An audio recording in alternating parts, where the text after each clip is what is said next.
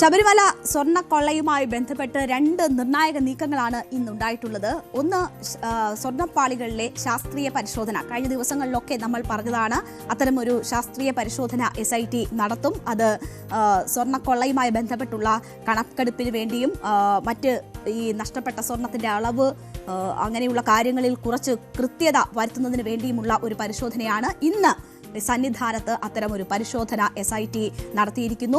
ആ പരിശോധനയുടെ വിവരങ്ങളാണ് വളരെ പ്രധാനപ്പെട്ട ഒന്ന്. മറ്റൊന്ന്, ഈ വിഷയവുമായി ബന്ധപ്പെട്ട് ED കുറച്ചുകൂടി ഇടപെടലിന് ശ്രമിക്കുകയാണ്. അപ്പോൾ സംസ്ഥാന പോലീസ് രജിസ്റ്റർ ചെയ്ത കേസുകളുടെ രേഖകൾ ആവശ്യപ്പെട്ട് എൻഫോഴ്സ്മെന്റ് ഡയറക്ടറേറ്റ് നൽകിയ ഹർജി കോടതി ഇന്ന് പരിഗണിച്ചിരുന്നു. അതുമായി ബന്ധപ്പെട്ടുള്ളതാണ് രണ്ടാമത്തെ വിവരം. രണ്ടും നമുക്ക് വിശദമായി തന്നെ പരിശോധിക്കാം. ആദ്യം, ഇന്ന് നടന്ന നിർണായക പരിശോധനകളിലേക്കാണ്.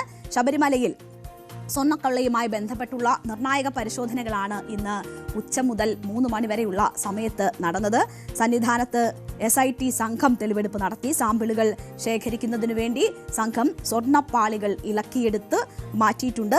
ഹൈക്കോടതിയുടെ നിർദ്ദേശപ്രകാരമാണ് ഇന്ന് SITയുടെ നേതൃത്വത്തിൽ ഈ പരിശോധനകൾ നടന്നത്. ദ്വാരപാലക ശില്പങ്ങളിലെ സ്വർണ്ണപ്പാളിയും ശ്രീകോവിലിന്റെ വലത് ഭാഗത്തെ പാളികളുമാണ് നിലവിൽ നീക്കം ചെയ്ത് പരിശോധനകൾക്കായി SIT മാറ്റിയിട്ടുള്ളത്.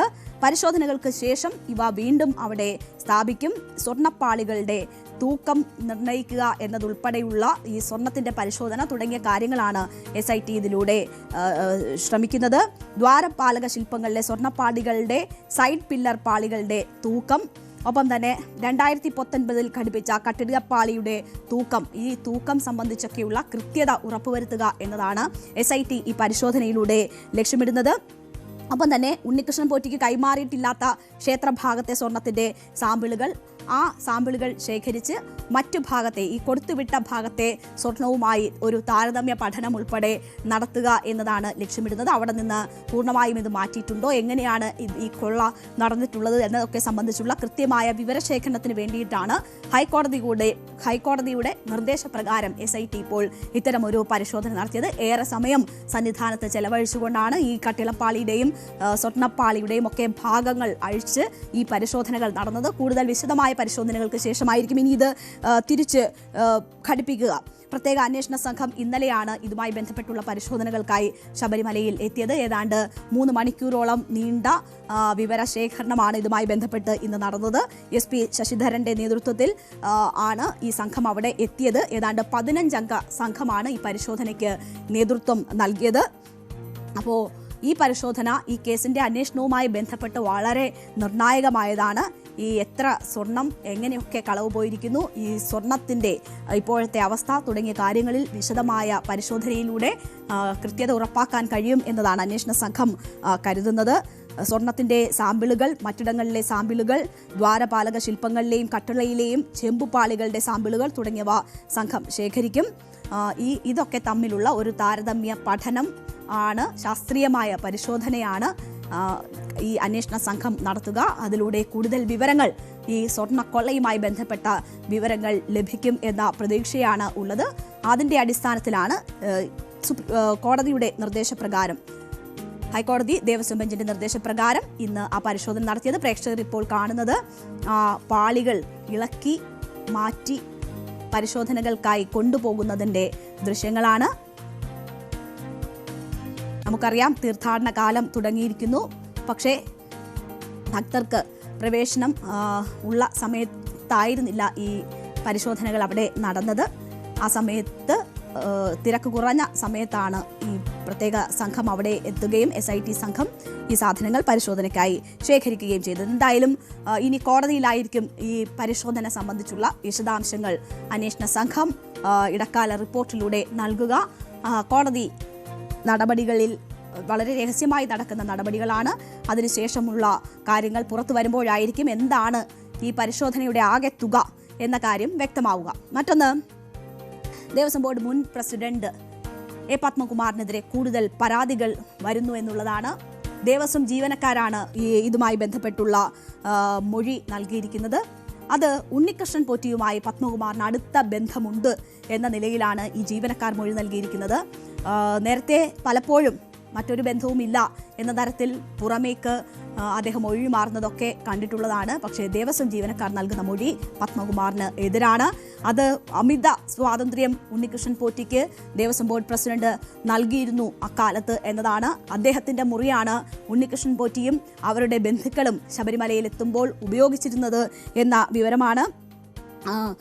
സർവ്വ സ്വാതന്ത്ര്യവും ഉണ്ണികൃഷ്ണൻ പോറ്റിക്ക് അവിടെ ശബരിമലയിൽ നൽകിയിരുന്നു എന്നതിൻ്റെ വിവരങ്ങളാണ് പുറത്തു വരുന്നത്. ഒപ്പം തന്നെ ദേവസ്വം ബോർഡ് പ്രസിഡന്റിന്റെ മുറികളാണ് അതിഥികളായി ഉണ്ണികൃഷ്ണൻ പോറ്റിയുടെ ബന്ധുക്കളും മറ്റും എത്തുമ്പോൾ ഉപയോഗിച്ചിരുന്നത്. പൂജാ ബുക്കിങ്ങിലും പ്രത്യേക പരിഗണന ഈ ഉണ്ണികൃഷ്ണൻ പോറ്റിക്ക് കൊടുത്തിരുന്നു തുടങ്ങിയ കാര്യങ്ങളാണ് ഈ ദേവസ്വം ഉദ്യോഗസ്ഥർ പറഞ്ഞിരിക്കുന്നത്. പത്മകുമാറിനെ സംബന്ധിച്ച് ഇതിനോടകം തന്നെ കുരുക്ക് മുറുകിയിട്ടുണ്ട്. അതിൻ്റെ ഒപ്പം തന്നെയാണ് ഉണ്ണികൃഷ്ണൻ പോറ്റിയുമായുള്ള ബന്ധം സൂചിപ്പിച്ചുകൊണ്ടുള്ള ഈ ഉദ്യോഗസ്ഥരുടെ മൊഴി ഇപ്പോൾ വളരെ നിർണായകമായി വരുന്നത്. പത്മകുമാറിനെ സംബന്ധിച്ച് അത് അദ്ദേഹത്തിന് തിരിച്ചടി ഉണ്ടാക്കുന്ന ഘടകങ്ങളാണ്. ഉണ്ണികൃഷ്ണൻ പോറ്റിക്ക് സർവ്വ സ്വാതന്ത്ര്യവും നൽകി എല്ലാ തട്ടിപ്പിനുമുള്ള വഴിയൊരുക്കിയിട്ടുണ്ട് എന്നതിൻ്റെ സൂചനകൾ തന്നെയാണ് അവിടെ നിന്നും ജീവനക്കാരുടെ മൊഴി പുറത്തു വരുമ്പോൾ വ്യക്തമാകുന്നത്. ഒപ്പം തന്നെ ED ഈ സ്വർണ്ണക്കടത്തുമായി ബന്ധപ്പെട്ടുള്ള കേസിൽ ഇടപെടലിന് വലിയ ശ്രമം നടത്തുന്നു. അതിൽ കള്ളപ്പണ ഇടപാടുകൾ ഉണ്ട് എന്നതിൻ്റെ സൂചനകൾ നൽകിക്കൊണ്ടാണ് ED ഈ കേസിൽ ഇടപെടാനുള്ള ശ്രമങ്ങൾ നടത്തുന്നത്. കേരള പോലീസ് രജിസ്റ്റർ ചെയ്ത കേസിൻ്റെ FIR മറ്റ് വിവരങ്ങൾ ഉൾപ്പെടെ വേണം എന്നൊരാവശ്യമാണ് ED മുന്നോട്ട് വെച്ചിരുന്നത്. ഇതുമായി ബന്ധപ്പെട്ട് ഹൈക്കോടതി സിംഗിൾ ബെഞ്ചിനെ ED സമീപിച്ചിരുന്നു. ഇന്ന് ആ കേസ് ആ വിവരങ്ങൾ കോടതി പരിശോധിക്കുമ്പോൾ കോടതി ഇത് ദേവസ്വം ബെഞ്ചിന്റെ തീരുമാനത്തിന് വിടുക എന്ന ഒരു തീരുമാനമാണ് എടുത്തിരിക്കുന്നത്. അക്കാര്യത്തിൽ ഒരു അന്തിമ തീരുമാനമെടുക്കാൻ ചീഫ് ജസ്റ്റിസ് ഇടപെടലും കോടതി ക്ഷണിച്ചിരിക്കുന്ന ഒരു സാഹചര്യമാണ്. അതായത് ചീഫ് ജസ്റ്റിസ് ആയിരിക്കും ഇക്കാര്യത്തിൽ ഇനി ഒരു തീരുമാനമെടുക്കുക. EDയുടെ ഇടപെടൽ, ED ആവശ്യപ്പെട്ടിട്ടുള്ള രേഖകൾ കൊടുക്കണമോ വേണ്ടയോ എന്ന കാര്യത്തിൽ ദേവസ്വം ബെഞ്ച് തീരുമാനം എടുക്കണം എന്ന സിംഗിൾ ബെഞ്ചിന്റെ നിർദ്ദേശം, അത് നടപ്പാക്കണമോ വേണ്ടയോ എന്ന കാര്യത്തിൽ ചീഫ് ജസ്റ്റിസ് തീരുമാനം എടുക്കും എന്നതാണ് ഇപ്പോൾ സിംഗിൾ ബെഞ്ച് വ്യക്തമാക്കിയിരിക്കുന്നത്. എന്തായാലും നിലവിൽ സ്വർണ്ണക്കൊള്ളയുമായി ബന്ധപ്പെട്ട ഹർജികൾ ദേവസ്വം ഡിവിഷൻ ബെഞ്ചാണ് പരിഗണിക്കുന്നത്. അതിനാൽ ഈ തീരുമാനവും അതേ ബെഞ്ച് എടുക്കുന്നതാകും ഉചിതം എന്നതാണ് ജസ്റ്റിസ് CS ഡയസിന്റെ ബെഞ്ച് അറിയിച്ചത്. കേസിന്റെ FIR, അനുബന്ധ രേഖകൾ, മൊഴികൾ എന്നിവയുടെ പകർപ്പാണ് ED ഇപ്പോൾ തേടിയിരിക്കുന്നത്. ഈ ആവശ്യം ഉന്നയിച്ച് നേരത്തെ ED റാന്നി കോടതിയെ സമീപിച്ചിരുന്നു. ഈ അപേക്ഷ തള്ളിയതോടെയാണ് ED ഹൈക്കോടതിയിലെത്തിയത്. അവിടെയാണ് ഇപ്പോൾ ദേവസ്വം ബെഞ്ച് ഇത് പരിഗണിക്കട്ടെ, തീരുമാനമെടുക്കട്ടെ എന്നൊരു നിർദ്ദേശം സിംഗിൾ ബെഞ്ച് സ്വീകരിച്ചിരിക്കുന്നത്.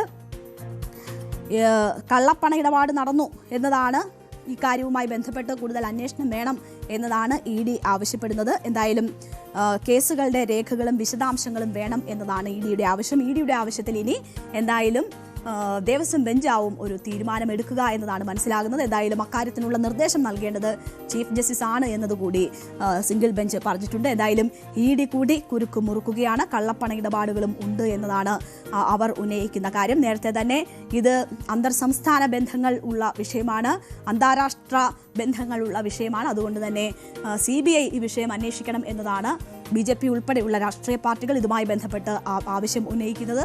സ്വർണ്ണ കൊള്ള കേസ് മുഴുവൻ CBIയുടെ അന്വേഷണത്തിന് വിടണം എന്നതാണ് അവരുടെ ആവശ്യം. അപ്പോൾ കേന്ദ്ര ഏജൻസിയുടെ വരവ് സംബന്ധിച്ചുള്ള കാര്യങ്ങൾ കോടതി പരിഗണിക്കുമ്പോൾ ഇപ്പോഴത്തെ അന്വേഷണം സംബന്ധിച്ചുള്ള വിവരങ്ങൾ, ഇടക്കാല റിപ്പോർട്ടുകൾ കൂടി പരിഗണിച്ച് കോടതിയായിരിക്കും തുടരന്വേഷണങ്ങൾ ഏതൊക്കെ വിധത്തിൽ വേണം എന്ന കാര്യത്തിൽ തീരുമാനമെടുക്കുക. എന്തായാലും പ്രതീക്ഷിച്ചതിലും വലിയ മാനങ്ങൾ ശബരിമലയിലെ സ്വർണ്ണക്കൊള്ളയ്ക്കുണ്ട്. ഇപ്പോൾ ശാസ്ത്രീയ പരിശോധന ഉൾപ്പെടെയുള്ള വിവരങ്ങൾ നടക്കുമ്പോൾ കൂടുതൽ വിവരങ്ങൾ പുറത്തേക്ക്